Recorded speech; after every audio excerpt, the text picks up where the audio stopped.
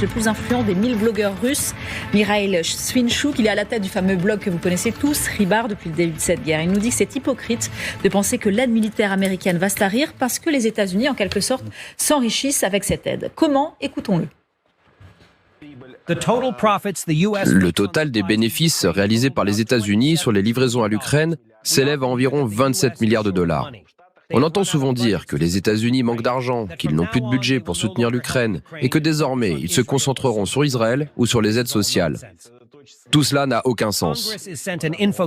Le Congrès a envoyé une infographie sur le revenu des États provenant de la production d'armes pour Kiev. Et c'est assez clair. Tous ces États gagnent de l'argent en fournissant des armes à l'Ukraine. Tous ces États gagnent de l'argent en fournissant des armes à Israël. C'est pourquoi il est très naïf de penser que le soutien à l'Ukraine va s'arrêter et que c'est une question close. C'est profondément faux. Alors, le vrai faux avec Rybar, c'est une chose. Le vrai faux avec vous, Sylvia, c'en est une autre. A-t-il raison ? Oui, il n'est pas très très loin de la réalité, notre cher Rybar. Alors, on parle en tout cas très régulièrement des sommes qui sont allouées aux États-Unis. Washington, premier contributeur de l'aide militaire à l'Ukraine. Mais en réalité, eh bien, ce ne sont pas effectivement des sommes qui sont versées à l'Ukraine, mais des armes. Ce qu'il faut savoir, c'est que la majeure partie de l'argent est dépensée aux États-Unis. C'est le Washington Post qui décortique tout cela dans une enquête très fouillée. Sur les 68 milliards de dollars d'aide militaire depuis l'invasion de l'Ukraine, eh bien, près de 90% eh bien, vont aux Américains. L'article aussi pose une question. En perspective des élections, en perspective de la chasse aux voix de la classe ouvrière, et pourquoi s'opposer, comme certains parlementaires, à l'envoi d'aide militaire à l'Ukraine ? Pourquoi alors qu'elle profite précisément aux travailleurs américains ? Voici ce qu'il dit également cet article. Elle fournit une importante injection de liquidités dans les usines à travers le pays, ce qui profite directement aux travailleurs. Cela crée des emplois, des opportunités pour les fournisseurs locaux, les magasins, les restaurants et les autres entreprises qui soutiennent les usines.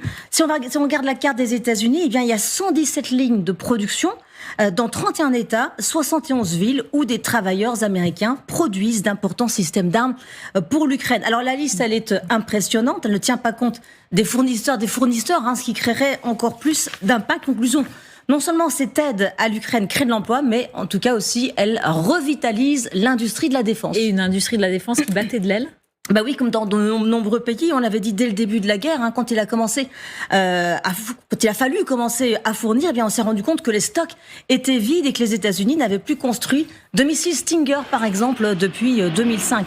Grâce à l'Ukraine, entre guillemets, le Pentagone a signé l'année dernière un très gros contrat, 624 millions de dollars pour construire des missiles Stinger à Tucson pour remplacer les 1400 qui ont été envoyés à l'Ukraine.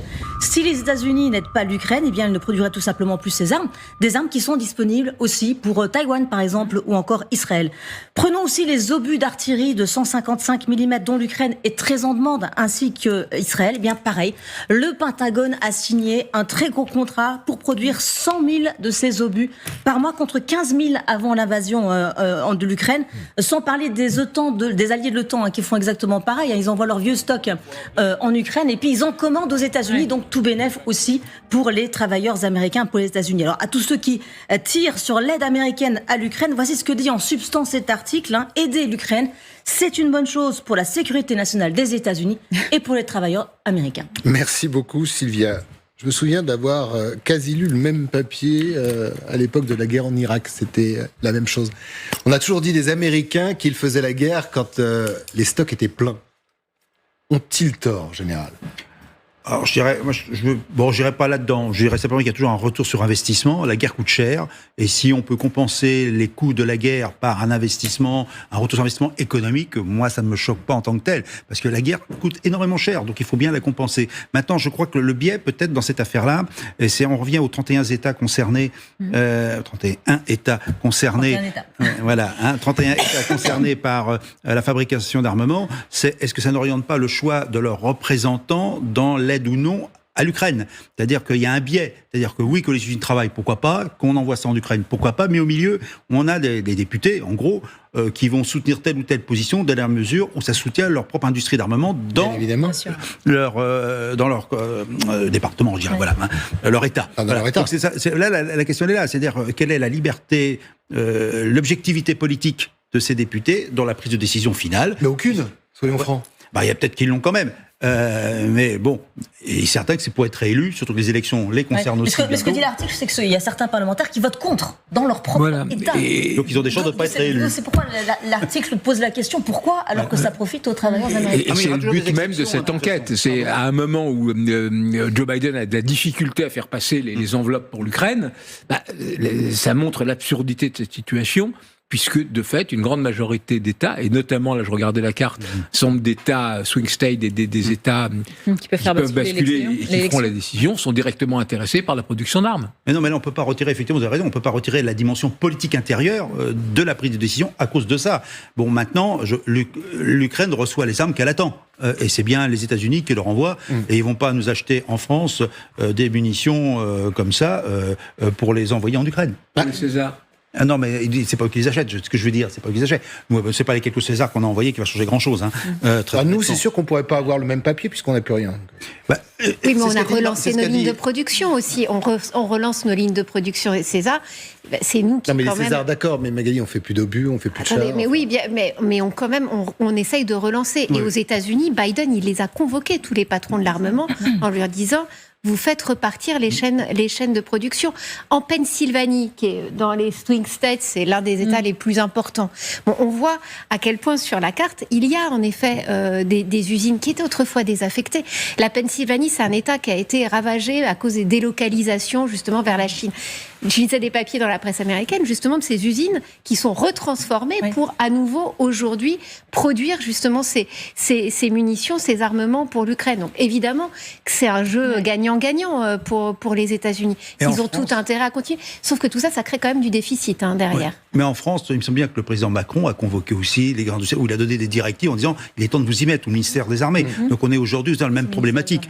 C'est une opportunité entre guillemets pour relancer une industrie quand même assez performante qui avait pris du plomb dans l'aile, sans mauvais jeu de mots. Donc effectivement, il fallait faire quelque chose. Joséphine. Oui, il ne faut pas être naïf sur cette question. Tous les États cherchent à faire pareil. C'est pas de l'aide humanitaire. On est dans de l'aide à l'armement pour une guerre. Donc on n'est pas dans l'humanitaire. Ça, il faut bien le comprendre. Donc que les États-Unis, la France ou tous les pays qui contribuent à cette aide militaire cherchent à en tirer des bénéfices aussi pour renflouer les caisses, c'est tout à fait normal. Ce qui va être intéressant de suivre, c'est lors de la reconstruction de l'Ukraine, parce que là, la question va se poser à nouveau. C'est-à-dire qu'on voit bien les Américains qui se positionnent, les Britanniques également qui se positionnent sans le cacher dans le cadre de la reconstruction.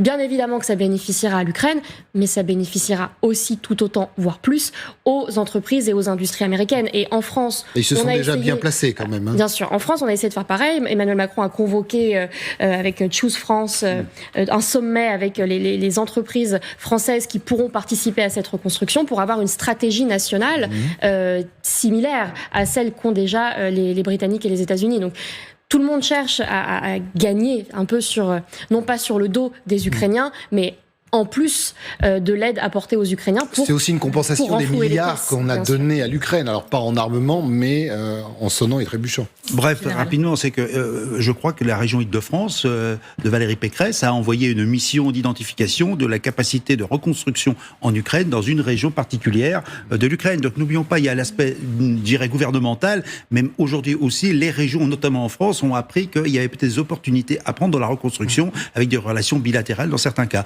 Donc je n'ai pas le détail ou le résultat de cela, mais il y a bien eu cet envoi d'une délégation en Ukraine il y a quelques mois pour voir là où la région Île-de-France pouvait participer à la reconstruction. Marc Semo, sans faire de mauvais jeu de mots, c'est de bonne guerre, c'est pratique commerciale. Il faut faire simplement vivre une industrie. Alors certains disent, c'est un peu comme ce film absolument extraordinaire, Lord of War, c'est-à-dire que vous avez aussi des entreprises parfois ou des politiques qui provoquent, non pas provoquent des guerres, mais poussent à faire la guerre pour continuer à faire travailler l'industrie. Oui, mais pour le moment... C'est aussi une part de vérité.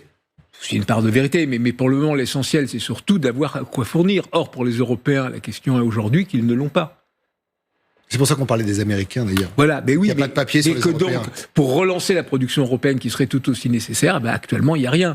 Donc l'argent qu'on donne pour les aides militaires, parce que les Européens donnent quand même des aides militaires aussi à l'Ukraine, même si c'est bien moindre que celle des États-Unis, même si globalement le montant des aides européennes est plus important que celui des États-Unis, de fait, ils achètent sur étagère des produits souvent américains, parce que l'industrie de défense européenne ne s'est pas encore remise en route. Coup double des Américains.